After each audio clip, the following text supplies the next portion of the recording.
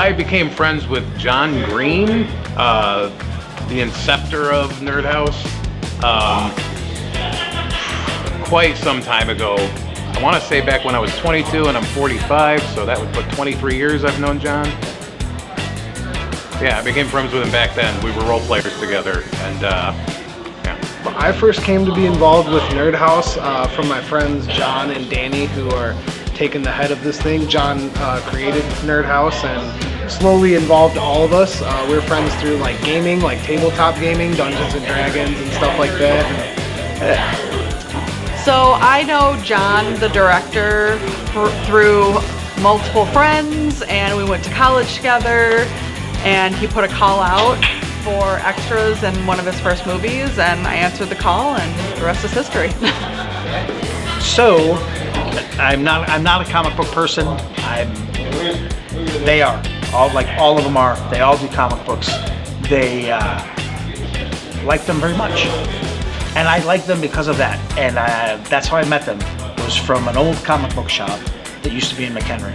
And then I started playing Dungeons and Dragons with them, which brings us to present day. We've been doing that for, at least I've been with them, playing with them for 8 years maybe. Yeah.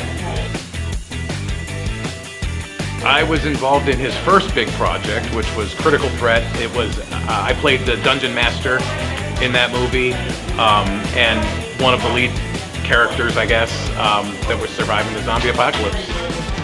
And it was a fun project. It took a lot of years, but yeah, it was very rewarding and satisfying. My contribution is mostly as an actor.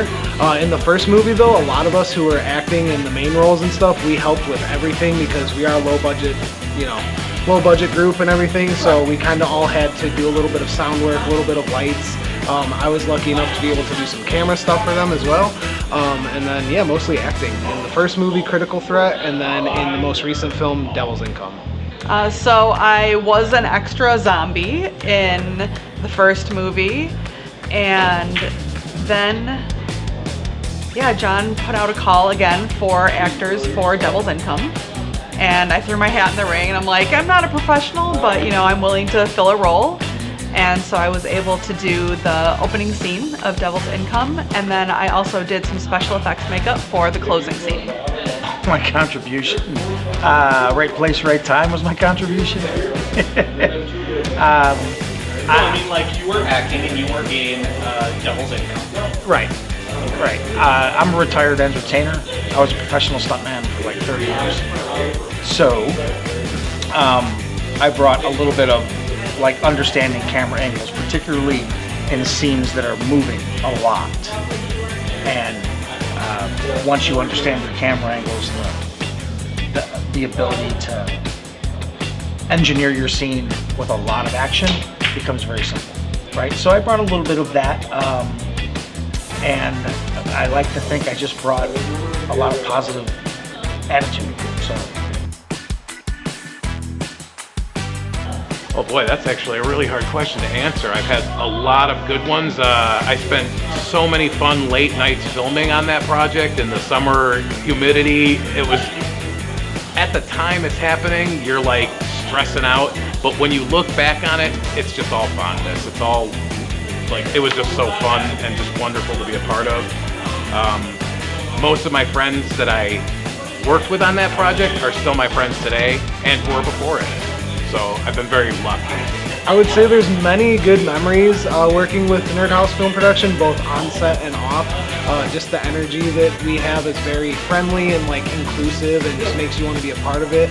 But just some of that stuff where it was just a few of us on some of these shoots, maybe 2 or 3 of us filming entire scenes with all of us.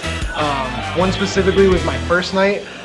We did about 20 takes of me being chased by zombies in wet grass from the night before, where I was slipping and sliding all over the place. And yeah, it was a workout for sure. Well, probably filming that last scene, we were at Crystal Lake Motel. It was like late at night, and we were trying to put the blood bombs in the vest, and we're like on the floor there and like taping everything up, and that was really cool. It was fun to like then get to pull and like see it on film. Yeah, that was fun.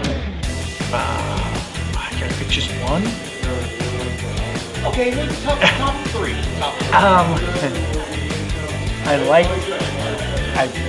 One of my favorites was just that single scene where it's not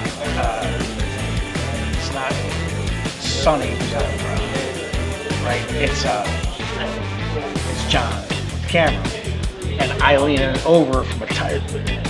That was probably one of my favorite. Like that stupid, simple. What? It's like 3 seconds, if that. It was one of my favorite scenes in the whole film. Liked riding the bikes. Because I ride, I have my own motorcycle. Although for that scene they wanted Harley, so I cashed in a favor from another associate of mine to get his Harley for that scene. But that's probably it. Like for that one film, my two favorite parts were just riding the bikes back and forth all night in the country in the dark. That was great. Yeah. Piece of advice.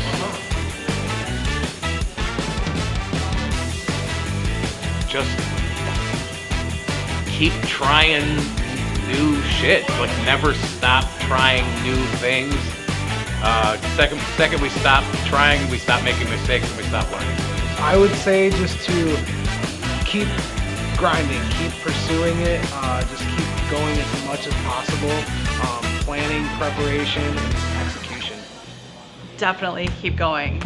It's a tough road. Like I myself am just starting working with some independent filmmakers. You know, I work with another guy, and I've done like one other small film before. But it's the perseverance. Just keep going, getting your name out there, and the rest will come. A bigger drawing board. So a bigger drawing board. Start setting up whiteboards.